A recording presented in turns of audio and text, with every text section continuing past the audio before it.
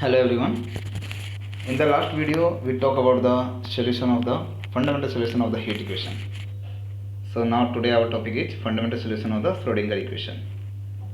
So initial value problem for the Schrodinger equation is given over here. I ut plus delta of u equal to 0 in Rn equal 0 to infinity and initial condition क्या है u equal to g on Rn cross t equal to 0 पर. तो इसका solution निकालना है हमने by using the Fourier transform. Here u and g are the complex valued function. Okay. तो we suppose that कि जो आपके पास ये प्रॉब्लम गिवन है, हम मान लेते हैं इसका सोल्यूशन क्या है, u है, u equal to ux to be the solution of this problem. So that means it will satisfy this equation. So ये इक्वेशन इसे सेटिस्फाई करेगा. Suppose this is one. अब हम दोनों का फोरियर ट्रांसफॉर्म ले लेते हैं. फोरियर ट्रांसफॉर्म ऑफ ये दोनों इक्वेशन का फोरियर ट्रांसफॉर्म ले लेते हैं. I of u t plus delta u equal to 0 इसका फोरियर ट्रांसफॉर्म आपका लीनियर होता है. देयरफॉर इसका फोरियर ट्रांसफॉर्म प्लस इसका Fourier transform equal to 0. And second equation में u cap is equal to g cap. Fourier transform u equal to Fourier transform g on t equal to 0. अब जब हम Fourier transform की बात कर रहे हैं तो हमें यहाँ पर क्या चाहिए, एक्चुअल में हमें जस्ट नीड है डेल्टा ऑफ यू कैप की. Fourier transform of delta of u की जरूरत है हमें. So that's why in the last means आप दो थ्योरम पहले कर चुके हैं properties of the Fourier transform. So properties of the Fourier transform में हमने बात की थी इस प्रॉपर्टी की d alpha x of u y cap that will be equal to iota y power alpha into u cap of y. Okay, तो हमारे यहाँ पे क्या है, डेल्टा ऑफ यू कैप निकालना हमने. तो डेल्टा ऑफ यू कैप का मीनिंग है d two of x of u y. Okay, so d two of y you can say. Okay, d two of y of u cap y. Okay, you can be that will be y over here. Okay, so that means अगर मुझे इसका Fourier transform find out करना है what it will be. So you say that Fourier transform this will be iota y square into u cap. ये property होगी आपकी क्योंकि यहाँ पे बस अल्फा की वैल्यू क्या है 2 है. So iota y power 2 into u cap. लेकिन iota square will be -1 minus of mod y square into u cap. लेकिन वाई स्क्वायर किसके इक्वल होता है, मॉड वाई स्क्वायर के इक्वल होता है. That's why we replace it minus of mod y square into u cap. अब जो value आई है डेल्टा ऑफ यू की ये हम उस इक्वेशन में पुट कर देते हैं जो आपकी इक्वेशन थी.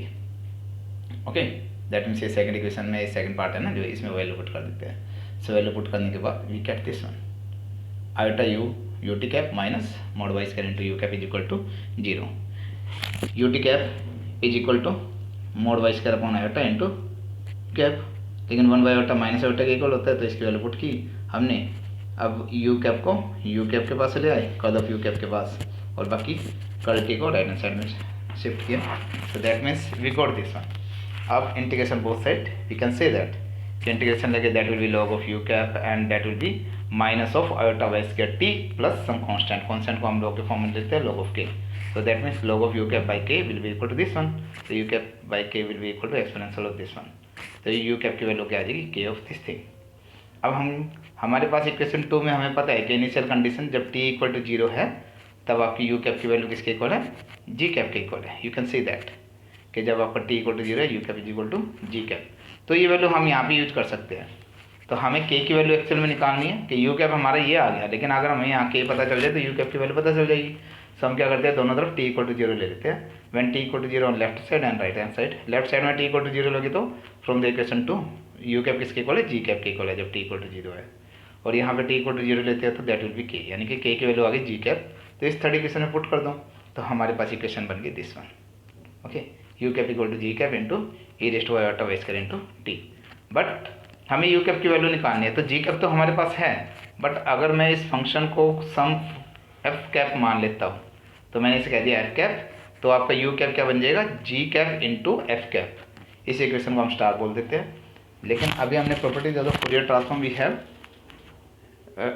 डिस्कस्ड ऑलरेडी कि u star v cap if you have to find out this property that will be equal to 2 pi power n by 2 into u cap into v cap. तो यानी कि u cap into v cap की value क्या होगी, ये left hand side में भेज दो इसे.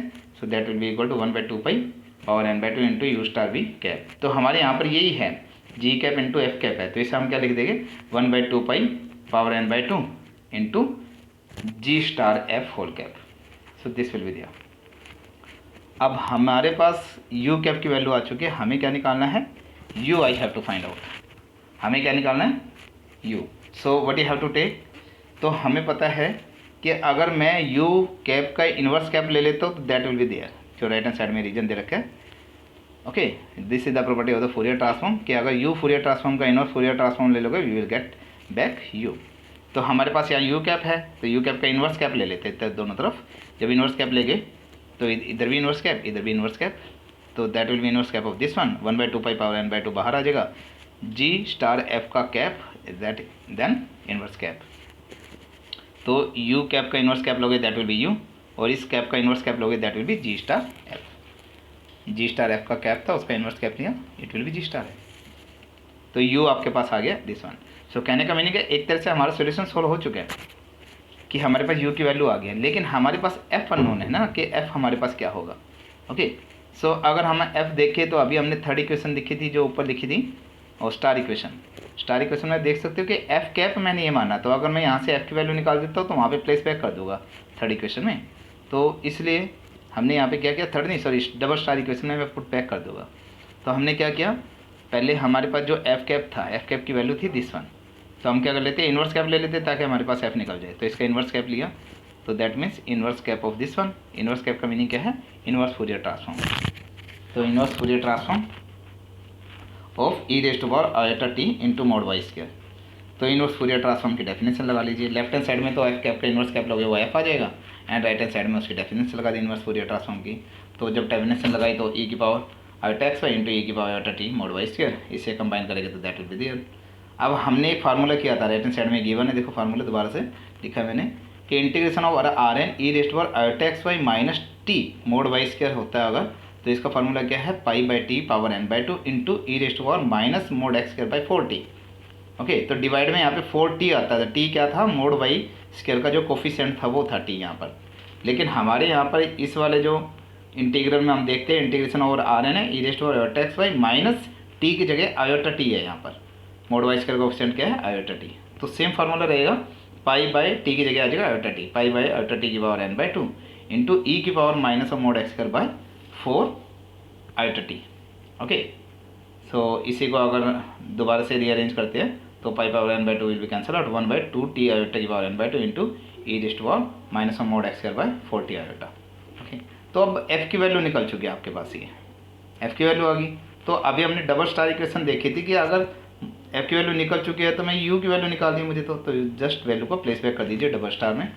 सो एफ की वैल्यू जब मैं यहाँ पे प्लेस बैक की मैंने, so I get 1/this into g star of this one. लेकिन ये आपका कांस्टेंट है, कांस्टेंट को बाहर निकाल दीजिए तो g star of that function exponential. लेकिन जी स्टार आपको पता है यू स्टार वी हो अगर, तो उसको हम कैसे ओपन करते हैं, that will be the convolution by the definition of the calculation.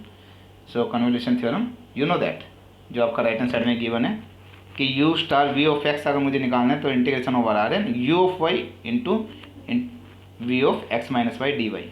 तो अभी हमने ये किया g star of this one है, अगर मैं इसका कन्वोल्यूशन फाइंड आउट करता हूँ what it will be integration over R n g of y into e rays to power minus x की जगह क्या आ जाएगा x minus y minus of mod x minus y square into 4t iota. Okay, तो ये आपका आ गया solution of the required initial value problem. Okay, required solution of the initial value problem.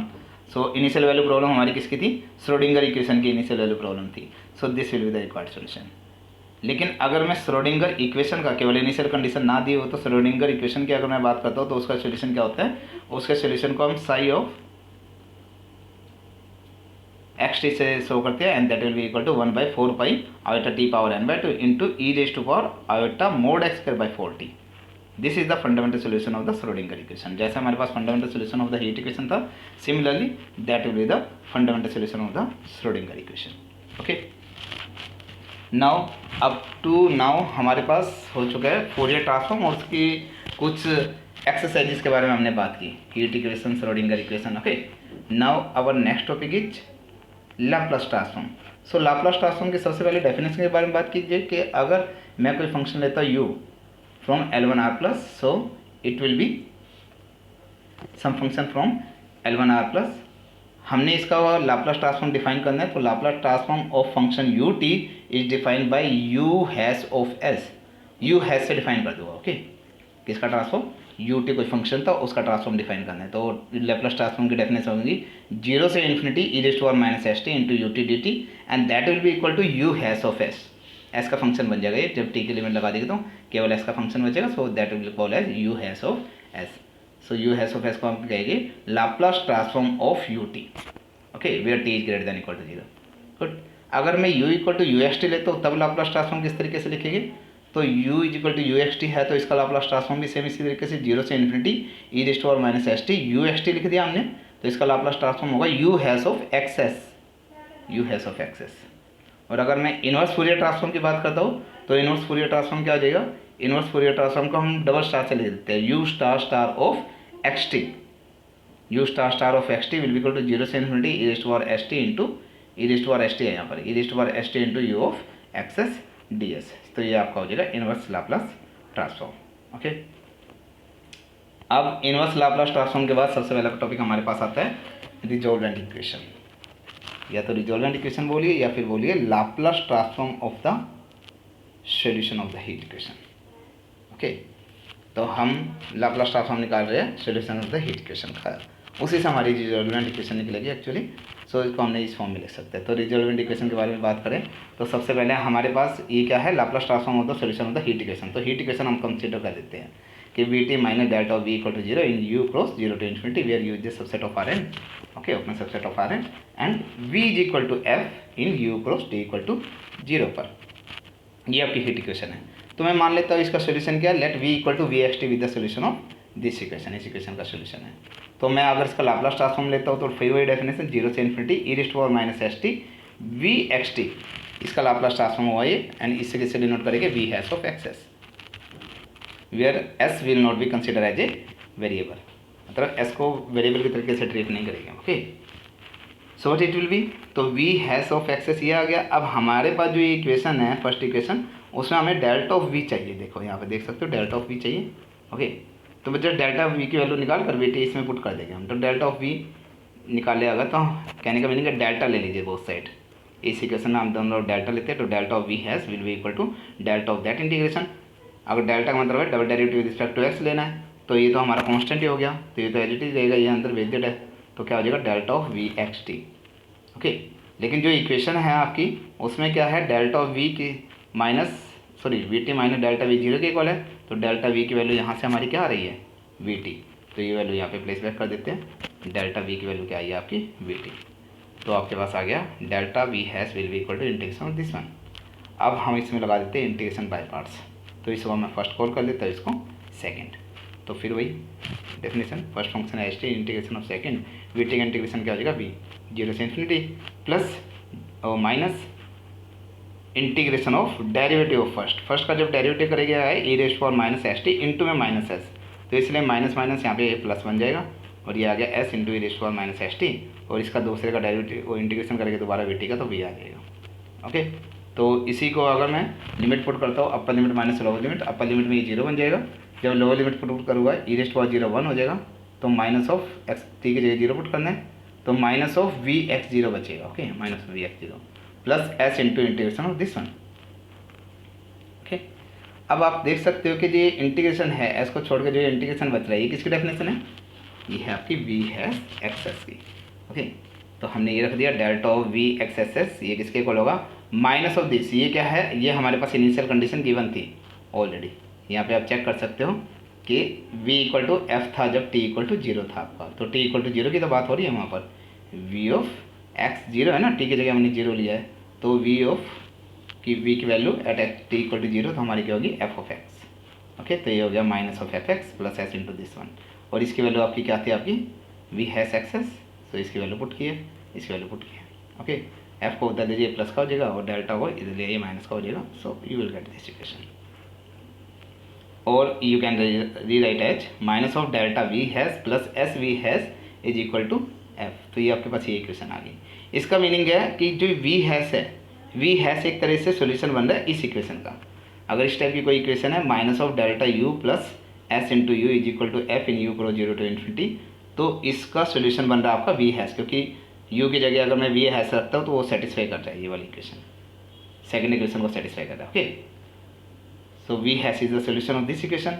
अब जो ये सेकंड इक्वेशन है जिसका सॉल्यूशन वी हैज़ है, इसी इक्वेशन को बोलते हैं हम रिजॉल्वेंट इक्वेशन। ओके, जो ये सेकंड इक्वेशन आई है जिसका सॉल्यूशन हमारा क्या है, वी हैज़, इसी इक्वेशन को बोलेंगे हम रिजॉल्वेंट इक्वेशन। तो एक्चुअल में रिजॉल्वेंट इक्वेशन क्या है, तो आप कह सकते हो कि जो रिजॉल्वेंट इक्वेशन सेकंड है, तो आप कहोगे रिजॉल्वेंट इक्वेशन सेकंड एक ऐसी इक्वेशन है जिसका सॉल्यूशन है वी हैज़। लेकिन वी हैज़ मुझे मिला कहाँ से, we has is obtained by taking the Laplace transformation of the solution of the heat equation. क्योंकि पहले हीट इक्वेशन ली थी, उसका सॉल्यूशन मैंने वी एक्स टी माना था, तो उसका लाप्लास ट्रांसफॉर्म लिया था, वी हैज़ आया था। तो जो वी हैज़ है वो सॉल्यूशन है इसका। ओके, तो रिजॉल्वेंट इक्वेशन वही इक्वेशन है जिसका सॉल्यूशन है वी हैज़, और वो वी हैज़ मुझे मिला कहाँ से, solution of the heat equation से मिला, और solution of the heat equation का लाप्लास ट्रांसफॉर्म लेके बना। Okay, so up to now we talk about the resolvent equation. तो इसे रीड कर देना students. Thank you very much.